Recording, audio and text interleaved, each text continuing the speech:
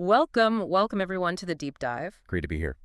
This is the show where we take a whole stack of interesting sources, articles, research, our own notes, and we really try to pull out the most important bits, the surprising ideas, and just lay them out for you. And today, we're really diving into something pretty special, something genuinely transformative, I think. Yeah, I agree. It's a skill, right? Opens up whole new worlds, really helps you understand things differently, and just makes life richer.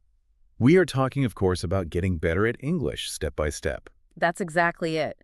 Our whole mission today in this deep dive is to unpack a bunch of these really compelling ideas around mastering English.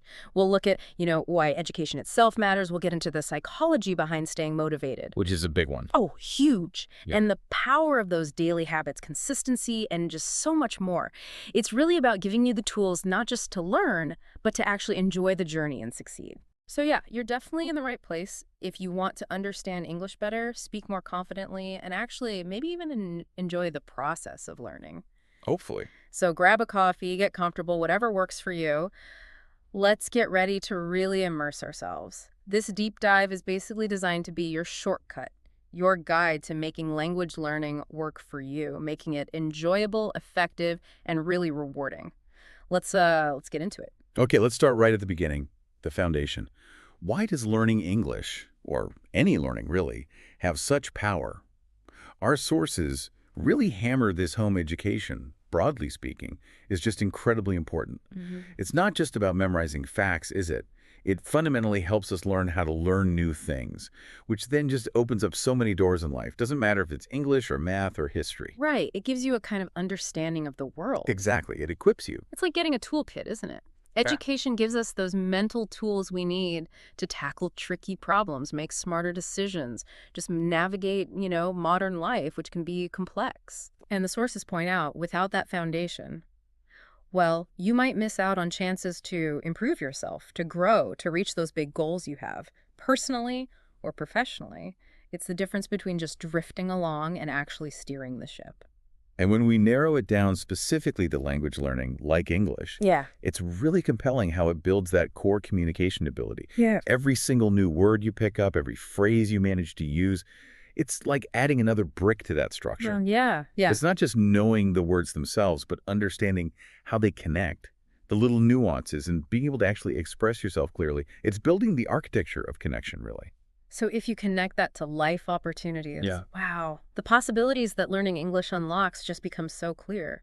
Our sources really paint this picture. Think about traveling internationally without stress, right? Just easily finding your way around new cities, navigating airports, actually talking to local people and getting immersed in the culture. Yeah, or for work. Exactly. It can open up totally new job opportunities, maybe working with international teams, clients from other countries, even roles in big global companies. Huge advantage there. And maybe the best part, personally anyway, is just being able to connect with people from all over the world, making genuine friends, understanding different perspectives.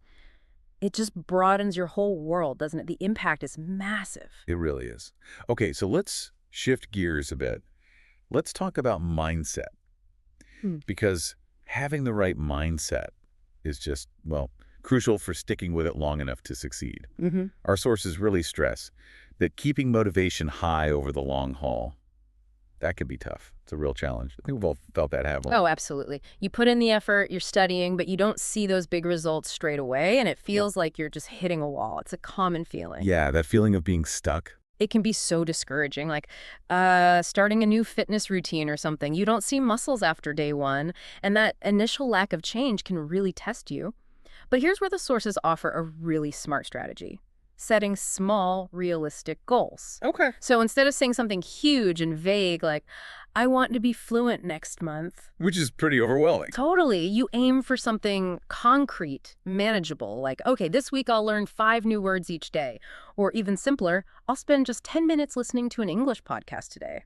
So why do those tiny goals work so well? What's the psychology there? Well, the research, around things like atomic habits, it suggests that if you make the goal so small, it's almost impossible not to do it. Like learn one new word. Exactly. Or just open the language app. It lowers that initial barrier, that friction to getting started. It feels easy. Okay. Less effort needed to begin. Right. And when you do achieve that tiny goal, even just the one word, your brain gets a little hit of positive reinforcement. You did it. And that feeling, however small, builds momentum. It creates this positive loop. That makes sense. So it's about making it feel good to learn. Yes. And the core idea here is that learning should ideally be fun. Connect it to what you already love. Right. Make it relevant to your interests. Precisely. If you're a movie buff, watch movies in English. Start with subtitles if you need to, then maybe try without. If you love reading, find an English book or article about something you're already passionate about, cooking, history, tech, whatever.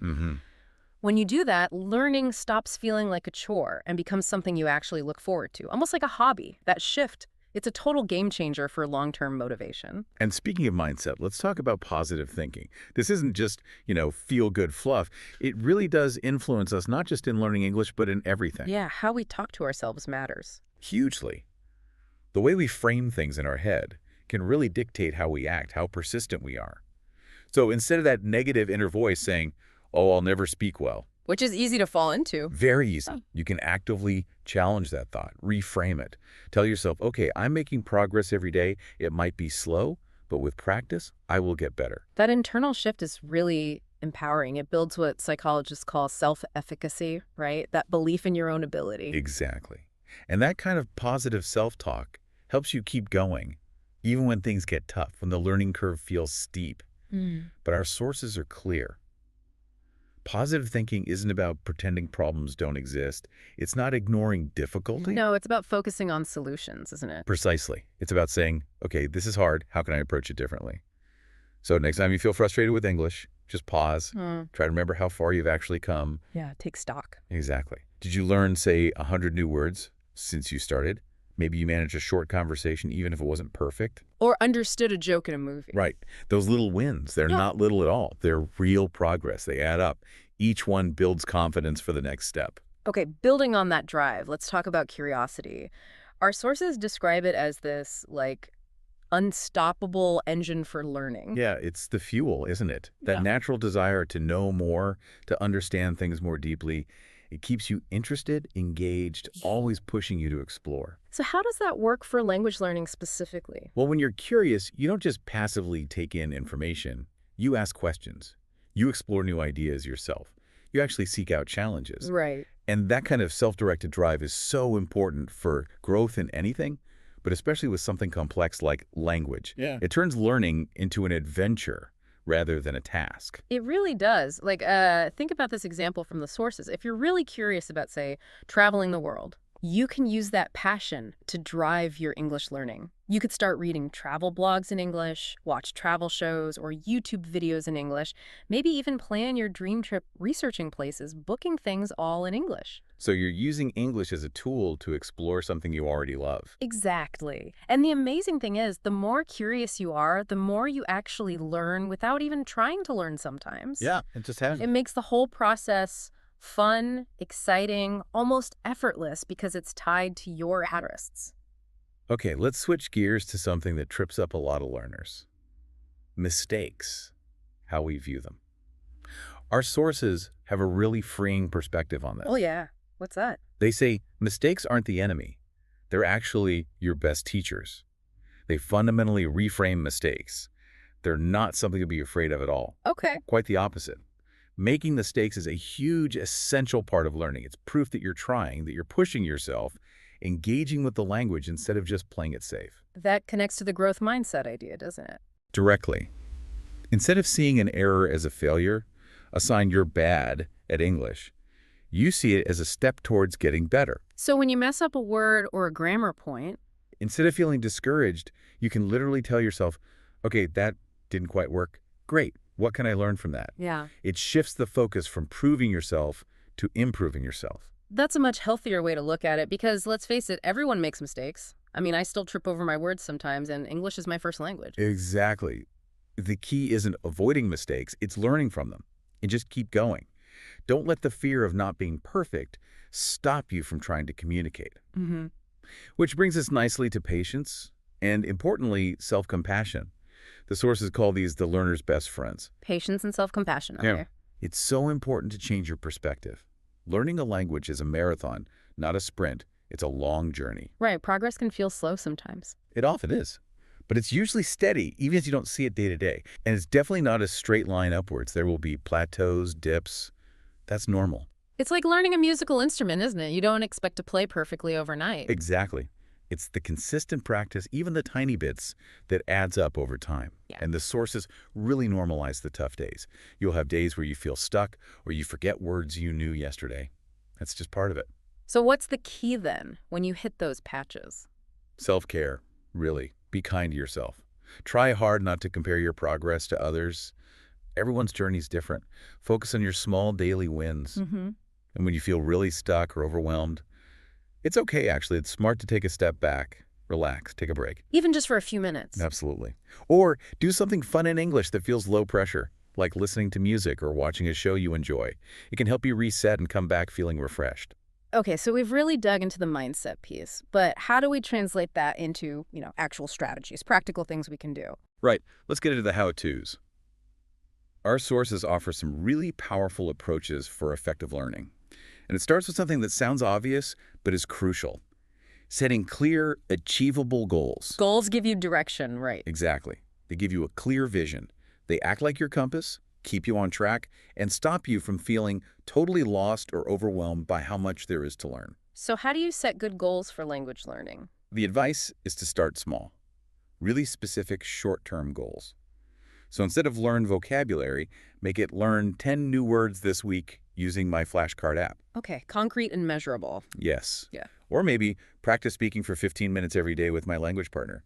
Things you can actually track. Those feel doable, empowering even. They are. And then as you start hitting those smaller goals, you can gradually set bigger ones. Maybe read one short English book this month or have a 30-minute conversation about my hobbies. Right, building up complexity. And the psychology here is powerful. Achieving goals, even tiny ones, gives you that sense of accomplishment. It fuels your motivation, makes you want to keep going. It's like building a staircase to fluency, one step at a time. Okay, goals make sense. What else? Hand in hand with goals comes building powerful daily habits and routines. This is where the real transformation happens, I think. How so? Good daily habits change learning from this thing you have to do into something that just happens naturally as part of your day. Making it automatic. Pretty much. And consistency here is absolutely everything. Our sources really emphasize this. Even just 10 to 15 minutes a day adds up incredibly over time. Do the math, right? That's like 5 hours a month. Exactly. And the examples are simple. Listen to an English podcast on your commute. Speak English with a friend for 10 minutes at lunch. Read a news article in English with your morning coffee. Review flashcards before bed. Small, consistent actions. Better than cramming once a week. Far better. And the long-term effect. English starts to feel more natural. You might even find yourself starting to think in English without really trying. That's a sign you're really internalizing it. So a question for you listening. What's one tiny English habit you could realistically start today? What micro habit could build that consistency? Next up, something really personal and empowering. Yeah. Figuring out your unique learning style. The idea that we all learn differently. Exactly. And that's okay. Some people are very visual. They learn best by seeing. Others are auditory. They learn best by listening. And some are kinesthetic or interactive. They learn best by doing, by physically engaging. So knowing your style helps you choose the right tools. Precisely. If you're visual, maybe videos with subtitles, articles with pictures, or visual flashcards are your thing. If you're auditory, podcasts like this one, audiobooks, music might be more effective. And if you need to do things, then conversations, role-playing, language apps where you're actively typing or speaking, those will probably work best for you. The great thing about knowing this is you can tailor your learning, right? Focus on what actually excites and engages you. Yes. It gives you so much power. You can lean into your strengths. And the sources also say be flexible, experiment, try different things until you find what really clicks for you personally. It's a discovery process. Okay, what about optimizing the learning process itself, like how we actually study? Yeah, another crucial point often missed. The importance of taking breaks and getting enough rest. Right, you can't just grind for hours straight. You really can't, or not effectively anyway. Our brains simply work better when we take regular breaks during study sessions.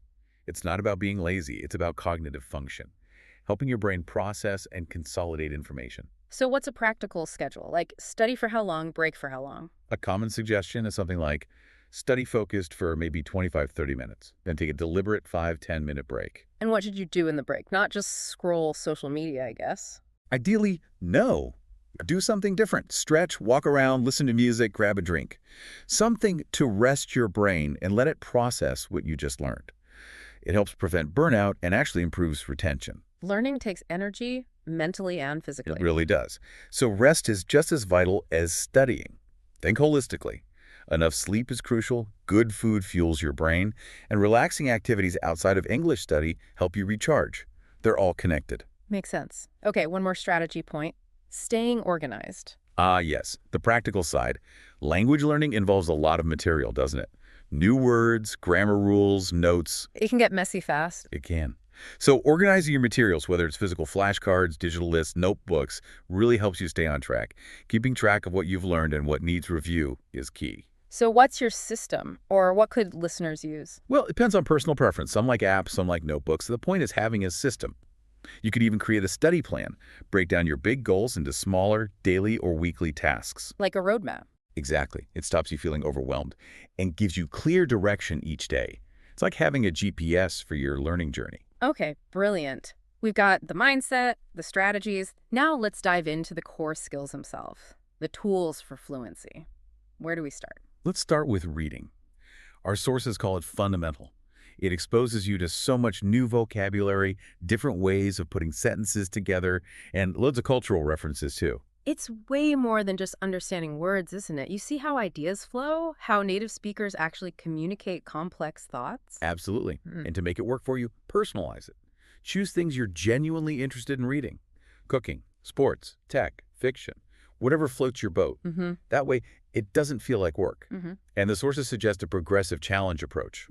Don't jump into super difficult texts right away. Start easy. Yeah, maybe children's books, simplified articles. Then, as you get more confident, gradually move to more complex stuff. Novels, news articles, maybe even academic papers if that's relevant to you. Keep challenging yourself, but don't overwhelm yourself. And you mentioned earlier, reading helps writing too. Massively. By seeing good grammar, good word choice, clear sentences over and over again, you start to internalize it. You absorb how to express yourself well. A great exercise is to try and imitate styles you like in your own writing practice. Okay, that leads perfectly into writing itself, the value of daily writing practice. Yes, and the key here is it doesn't have to be long or complicated to be effective.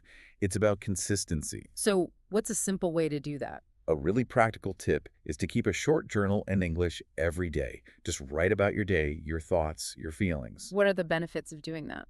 Well, you're actively using vocabulary and grammar. It makes you reflect in English, makes expressing yourself feel more natural over time, and honestly, it builds confidence because you're constantly producing the language. It keeps it fresh. Okay, next skill, pronunciation. This can be a big hurdle for people. It definitely can be tricky. And it's important, right? Even with great grammar and vocab, if people can't understand you clearly, communication breaks down. So how can we sharpen it? The classic listen and repeat method is still powerful. Really listen to native speakers, movies, TV, podcasts. Pay attention not just to the sounds, but the stress, the rhythm, the intonation. Then try to copy it out loud. Like noticing the difference between record the noun and record the verb. Exactly. Stress makes a huge difference. And then there's a more advanced technique called shadowing. Shadowing? What's that? You basically try to speak along with a native speaker in real time, mimicking them as closely as possible. Their exact speed, pitch, rhythm. Wow, that sounds challenging. It is. But it's amazing for training your mouth muscles, your ear, and internalizing those natural patterns of speech that make you sound more fluent. Interpreters often use it. Interesting. Okay, let's tackle the G word. Grammar. Often intimidating. Yeah, it has that reputation, doesn't it? But the advice from our sources is, don't be scared. Start with the basics.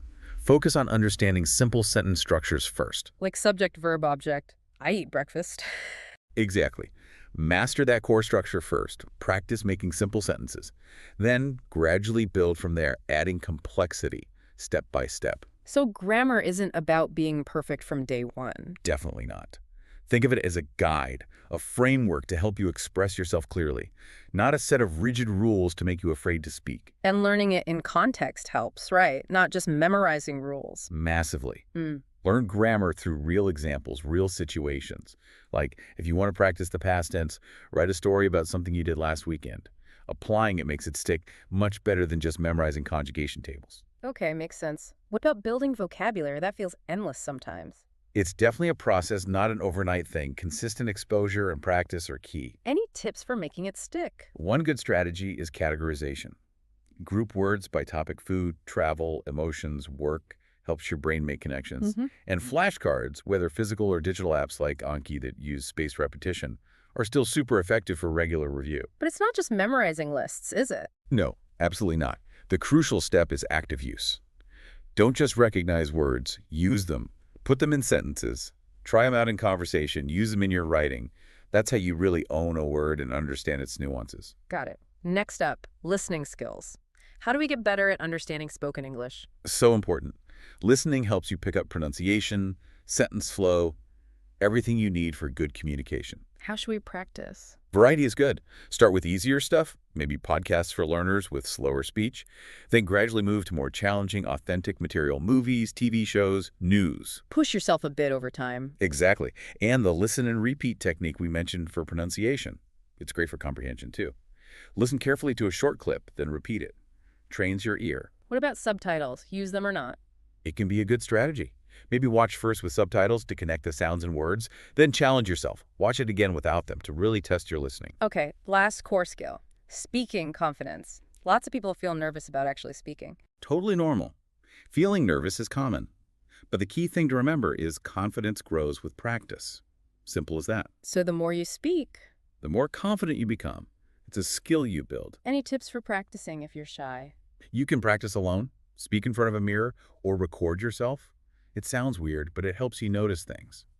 Also, find supportive people to practice with, patient friends, language partners who understand. And getting over that fear of making mistakes. Just keep reminding yourself. Everyone makes mistakes, native speakers too. People usually appreciate the effort you're making. The most important thing is just to speak, even if you're unsure. Communication beats perfection every time. Okay, skills honed. Now let's talk about taking it out into the real world. Immersion and application. Yes, this is where it gets really powerful. The goal is to surround yourself with English so much that you start, actually thinking in it. Do you have to move to an English-speaking country for that? Not at all. Yeah. You can create your own immersion experience right at home. Watch TV shows, movies, YouTube in English. Choose stuff that's interesting to you, maybe just slightly challenging. And try to guess meanings. Yeah.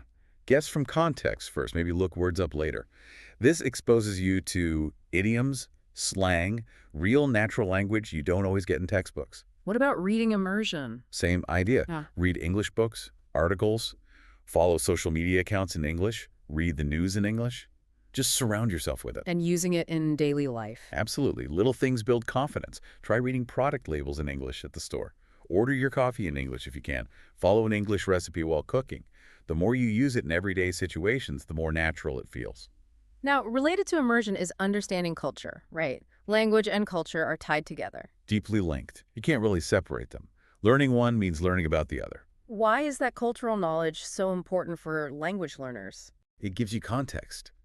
It helps you understand why people say things a certain way. Think about differences between, say, American and British English levels of formality, different expressions.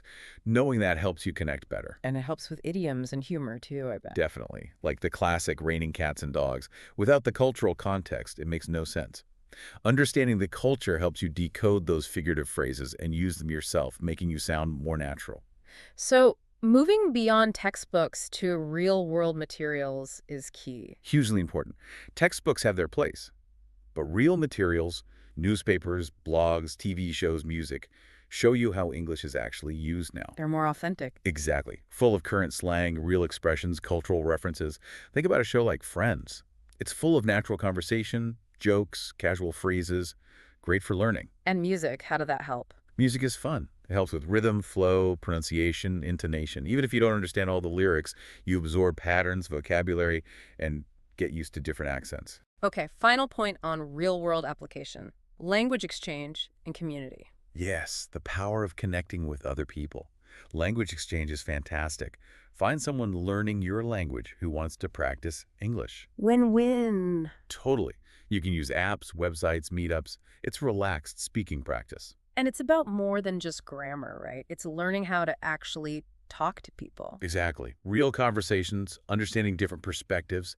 It's great for shy learners, too, as you can take turns and support each other. And the community aspect. Online groups, forums. So valuable. You get tips, resources, encouragement, especially on tough days. Celebrating wins together, big or small, makes the journey much more enjoyable and sustainable. Right, let's face it, the journey isn't always smooth. Let's talk about overcoming obstacles and looking after yourself. Distractions are a big one for many people. Oh, huge. Phones, social media, noise. Yeah. It's hard to focus sometimes, but there are strategies. First, create a dedicated study space if you can, somewhere quiet. Then, practice digital discipline. Turn off notifications, put your phone away, maybe use blocker apps for distracting sites. I create a focus zone. Exactly. And if you still find your mind wandering, use those short brain breaks we talked about.